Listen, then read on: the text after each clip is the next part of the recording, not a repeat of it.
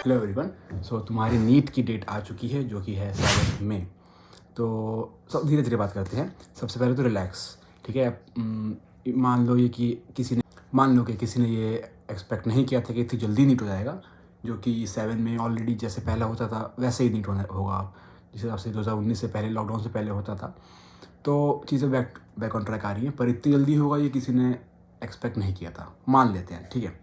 पर second point पे आते हैं। अब तुमने मान लिया, तो अब तुम क्या कर सकते हो आगे। तो सेकंड पॉइंट जो मैं कहूँगा वो है प्रायोरिटाइज एंड एग्जीक्यूट। तुम ऑलरेडी जितने भी मंथ से प्रिपरेशन कर रहे हो, 6 मंथ 7 मंथ, तुमने कुछ ना कुछ अपनी स्ट्रेंथ और वीकनेस जो है मार्क कर ली होगी। तुम्हें पता लग चुका होगा कि क्या क्या चैप्टर तुम्हारी स्ट्रेंथ है, क्या क्या चैप्टर तुम्हारी वीकनेस है। तो अब अगर मैं तुम्हारी जगह पे होता तो मैं यही करता कि लिस्ट बनाता, हार्ड और इजी। हार्ड में वो चैप्टर जो मुझे मुश्किल लगते हैं, फॉर एग्जांपल सबका मुश्किल लगता है रोटेशन, तो रोटेशन को मैं अलग से मार्क कर लेता हूँ। और इजी चैप्टर जितने भी उसके प्रीवियस के जितने भी हैं ना, वो इजी हैं, तो मैं उसे इजी में रखता हूँ। अब तुम अगर हर सब्जेक्ट में ऐसे मार्क कर लोगे तो तुम्हें सबसे पहले जो मिलेगा वो है मेंटल पीस। भाई तुम्हें देख के सुकून मिलेगा कि हाँ भाई इतने चैप्टर मुझे ऑलरेडी आते हैं, इसी चैप्टर मुझे पूरे टाइम मुझे फोकस करना है अपने मॉक टेस्ट में। तो प्रायोरिटाइज करो, और जितना एक्स्ट्रा टाइम बच रहा है अपार्ट फ्रॉम योर कोचिंग, तो उन चैप्टर पे लगाओ जो अभी से तुम्हारे वीक चल रहे हैं, क्योंकि लास्ट में मौका नहीं मिलेगा। अभी से अपनी वीक जितने हैं उनको टिक मार्क करते चलो। हर चैप्टर में कितने क्वेश्चन करने हैं मैं पहले बता चुका हूँ फिजिक्स की वीडियो में, कि हर चैप्टर में तुम्हें कम से कम 100 क्वेश्चन करने ही करने हैं, चाहे कुछ भी हो जाए। चाहे मुश्किल चैप्टर हो, ईजी में चलो तुम कम कर लो, लेकिन मुश्किल में 100 से कम तो क्वेश्चन करने ही नहीं है। अब मुश्किल ग्रेविटेशन वगैरह हो गया या रोटेशन वगैरह हो गया, इतने उसमें 100 में करने ही करने हैं, क्योंकि इससे कम तुम्हें करना ही नहीं। हर क्वेश्चन में, चाहे फिजिक्स का हो केमिस्ट्री का हो, 100 क्वेश्चन करने ही करने हैं। और बायो में क्या करना है, बायो में तुम्हें एनसीईआरटी रटनी है। और जो तुम्हारे मॉड्यूल के क्वेश्चन होते हैं सेक्शन ABC, उनने भी कर लोगे तो वो इनफ है, मोर देन इनफ। बायो में इतने क्वेश्चन मैं इतना नहीं लगाता था अपने टाइम पे। मैं बायो में रटने पर ज़्यादा ध्यान देता कि कोई चीज़ मिस ना हो, क्योंकि एग्जाम में ऑलरेडी दिमाग में चीज़ें आ जाती हैं। बस जो मैं मैक्सिमम क्वेश्चन करता था वो फिजिक्स और केमिस्ट्री के टाइम के लिए निकाल के रखता था। मैं सिलेबस कब तक ख़त्म करना चाहिए, देखो सबका अलग अलग होता है। जो मेरा हिसाब था और मेरा मानना था वो ये है, 1 मंथ बिफोर तुम्हारा एग्ज़ाम सिलेबस ख़त्म हो जाना चाहिए, ठीक है। और 1 मंथ में तुम क्या करोगे, सिर्फ रिवीजन और फ्लैश कार्ड और मॉक टेस्ट। लेकिन खैर 1 मंथ की मैं वीडियो आगे बता दूंगा। पर अभी जो तुम अपनी प्रायोरिटी रखो कि मिनिमम 3 मंथ्स के अंदर अंदर तुम जितना सिलेबस है तुम्हारा आज की डेट से लेकर 3 मंथ्स के अंदर जितना सिलेबस है बचा है, पेंडिंग है, उसे तुम जल्दी से जल्दी ख़त्म करो।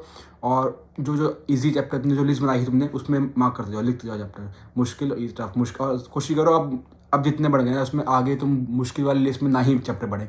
ऐसे करो जो आगे करोगे वो इजी में रखो, समझ रहे हो, ताकि मुश्किल लास्ट में आ जाते, बहुत ज़्यादा टाइम मिलता नहीं है।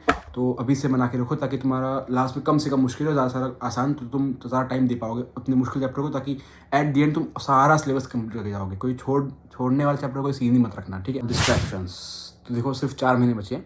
तो जो मैं क्या करता था अपने डिस्ट्रैक्शन के लिए, देखो एकदम से मैं उनको ख़त्म कर दूँ तो वो तो पॉसिबल नहीं है, नहीं हो पाती चीज़ें। तो मैं जो करता था वो था रिवॉर्ड सिस्टम, जिसे कहते हैं कि अब मैं जो अपने पढ़ने का टाइम फिक्स था, तो मान लो शाम को 8:30 या 8:30 के बाद मैं पढ़ाई बंद कर देता था। तो उसके बाद जितना भी टाइम है, चाहे वो 2 घंटे 2.5 घंटे 3 घंटे, 8:30 के आसपास खाना मैं खाया, 9 साढ़े दस 11 बजे तक सो गया मैं। तो 8:30 के बाद से लेकर मैं पढ़ाई नहीं करता था। दिन भर जितनी पढ़ाई करनी है कर लो, 8 से लेकर तुम्हारा 8 8:30 12 से 13 घंटे ऑलरेडी हो गए।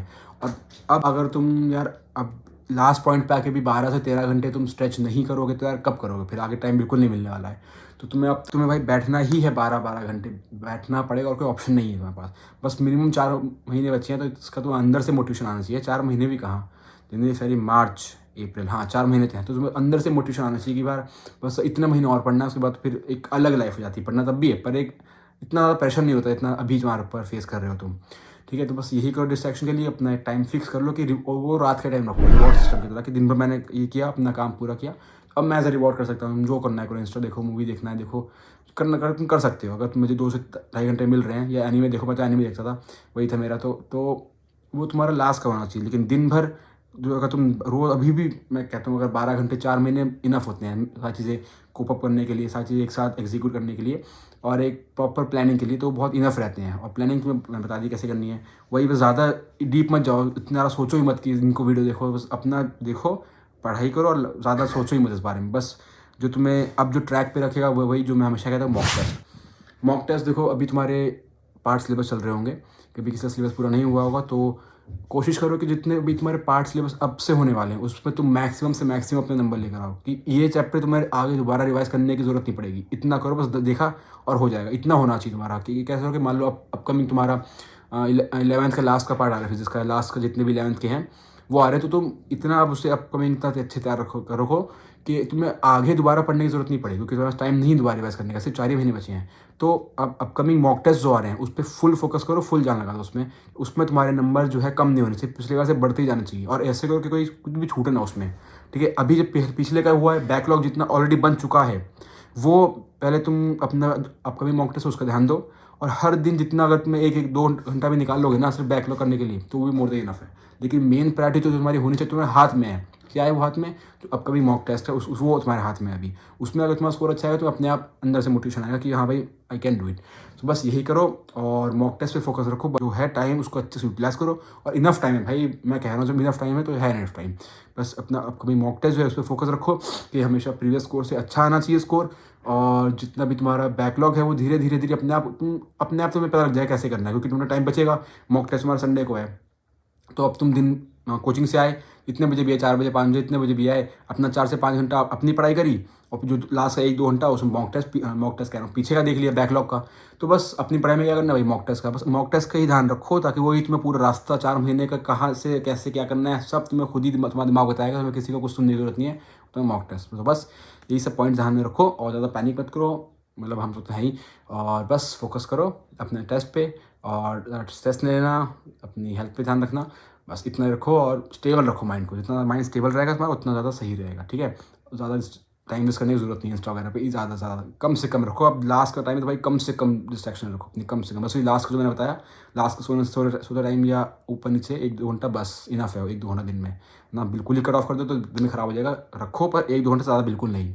टाइम जितना अब तुम जितना दे रहे हो उससे कम से कम और कम करना पड़ेगा, ठीक है। बस इतने पॉइंट ध्यान में रखो। और बाकी और वीडियोस आएंगी, और फिजिक्स की मैंने ऑलरेडी बना दी है, और केमिस्ट्री की नोट्स वगैरह और बायो के कैसे करना है मैं आगे बनाऊंगा आगे, ठीक है। सो बस कीप ऑन ट्रैक।